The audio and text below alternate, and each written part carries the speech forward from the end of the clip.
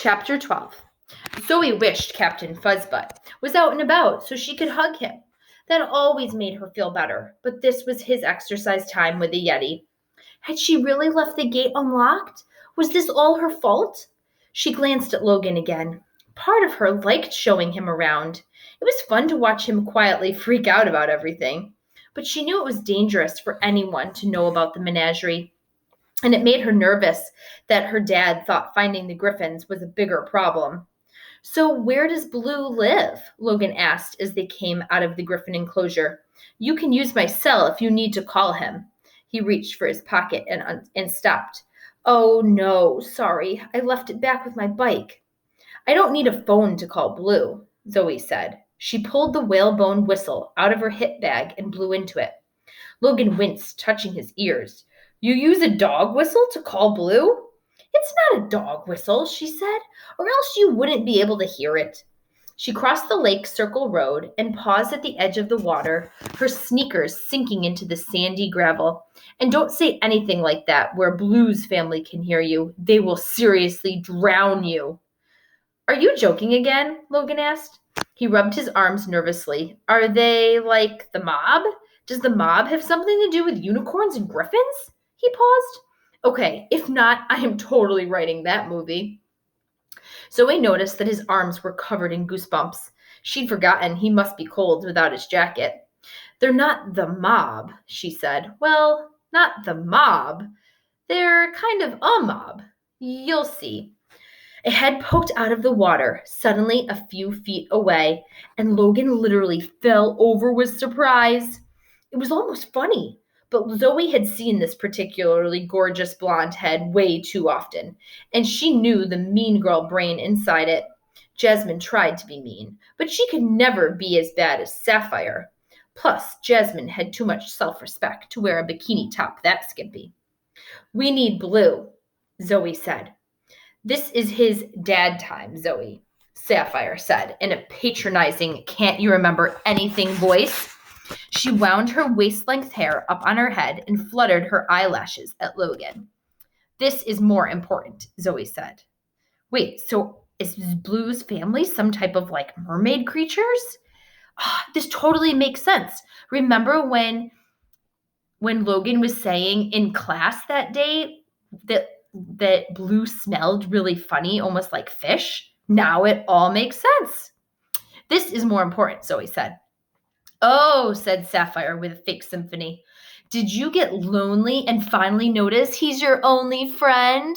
Or maybe you're feeling all useless and wretched because you're the first con in Menagerie history to lose one of the mythical animals. Wait, did I say 1? It's actually 6, isn't it? Man, she really is a mean girl. Whew. Zoe couldn't speak for a minute. Sapphire always knew exactly how to punch Zoe in the heart. She could tell whenever Zoe was missing Jasmine, or wishing she could try out for soccer, or worrying about how she'd ever live up to Matthew and Ruby. Zoe knew for a fact that mermaids couldn't read minds, but Sapphire made her wonder. They are mermaids. Just get Blue, Logan said, climbing to his feet beside her. Sapphire gave him an icy look. Please? The blonde mermaid dove with a swish of her emerald tail that splashed them both. That was a mermaid? Logan hissed. Well, kind of a mean mermaid. They're pretty much all like that, except Blue. Blue's don't call him a mermaid, Zoe said. Trust me, it doesn't go over well. But he doesn't like merboy either. And merman sounds totally weird. Merguy? I just avoid calling him anything but Blue. So, was that his sister? No, Zoe said, shaking her head firmly. Blue's an only child. She might be his second or third cousin or something. I can't really keep track of how all our merfolk are related.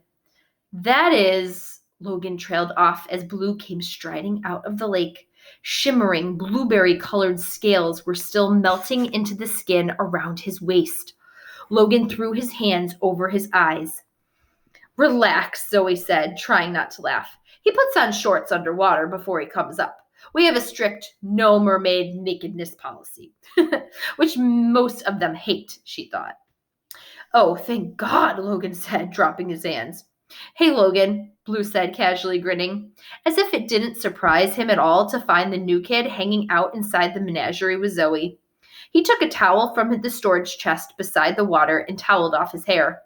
Zoe saw the happy look that flashed across Logan's face. He hadn't thought Blue would know his name. That was kind of sad, actually. Hey, Blue, Logan said, trying to sound equally casual. We're going to the library, Zoe said. I'll explain this on the way. She waved her hands at Logan. Cool, Blue said. Man, you look cold. Want to borrow a jacket? Nah, I'm good, Logan said. He adjusted his stance to look a bit tougher. Of course, Blue was standing there, dripping wet, in nothing but shorts. Boys could be so dopey when they weren't trying to be macho.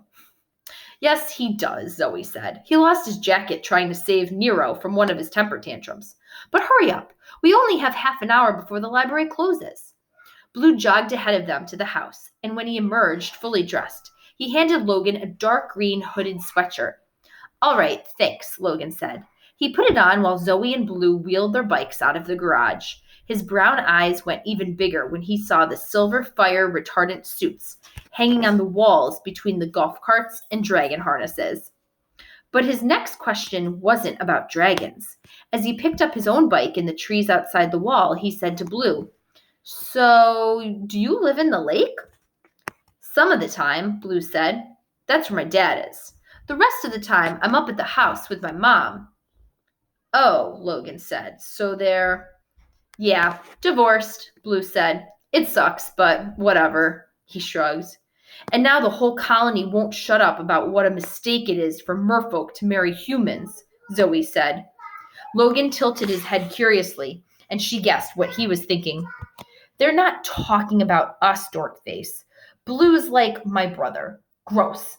I want to strangle him, like 50 times a day. Besides, she would never do that to Jasmine, even if they weren't speaking anymore.